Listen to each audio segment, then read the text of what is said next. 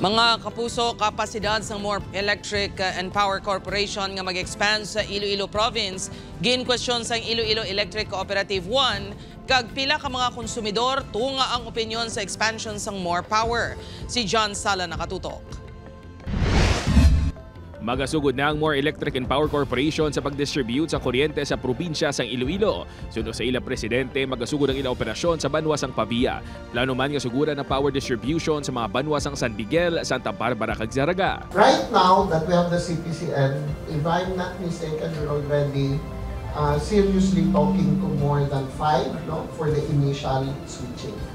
For the initial migration. Manumduman nga nagapidar ang Ileco 1 sa Court of Appeals matapos nga nagpagwa sa desisyon ang ERC nga nagapabor sa expansion sa prangkisa sa More Power sa Iloilo Province. Siguro pa-expand kita sila kag nakakuha sila sa mga legal nga mga requirements sang layi for expansion nga although nga gin-rule sa ERC nga pwede sila ka-expand. Nag-file pa kita sa appeal sa Court of Appeals. So, ang expansion hindi pa dapat matabo. Dugang pa di paguntalan nga makita man sa performance ang restoration sa More Power sa Negros Occidental matapos ang Bagyo Tino nga hindi pa inihanda nga mag-expand sa mas dako nga area of coverage. Events will tell us kung ano nagkatabo dito sa Bacolod. So, inaya realidad, hindi na yung perception kung ano itong kakatabo. So, kung kaya I was informed, even isang sinilang lately, hindi pa to 100% ang restoration sa Negros. Depensa sa More Power. Kung ano yung pagkukulang doon, we're actually able to send some.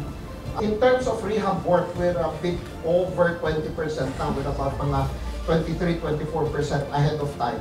Pero, nung mga poste, hindi pa namin nagawa katulad dito. In kaso makasulod na sa banwa sa Santa Barbara, magkatuhay naman ang opinyon sa mga konsumidor. However, mas namin kada kung si More, kaya dito namin ang services ni More mo makita naman sa city. Sa Subong, siyempre, Ileco.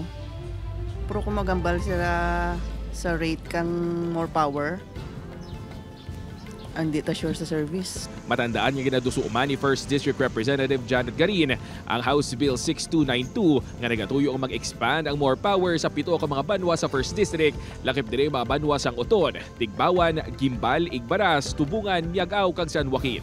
Upod kay Hans T. Sharto, John Sala. 1 Western Visayas.